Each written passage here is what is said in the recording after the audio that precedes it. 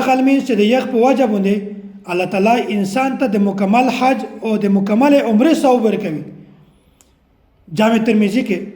حضرت انس رضی الله تعالی عنه نه دا روایت نقل شوی دی چې نبی علیه الصلوۃ والسلام فرمایلی دي چې کیم سړی د غایز مینځ په جامع سره وکړو بیا په غزي باندې کښینی ذکر وکړو یا تلاوت وکړو یا نور نیک عمل وکړو غلط خبره نه ځون بچ کو بیا چې کله سترګر وخیږي په یو وخت کې دا سړی 2 رکعات لمونځ د اشراق وکړو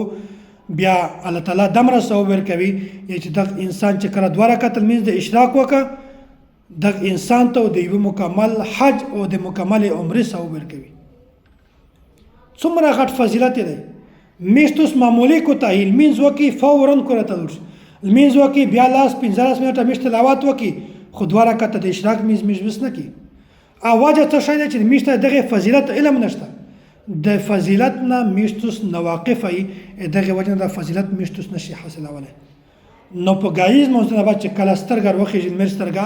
بیا په ان بعد توس 2 رکعات لمونځ د اشراق ای دغه په وجه باندې وو توس ته د یو مکمل حج او د عمره ثواب ملوي.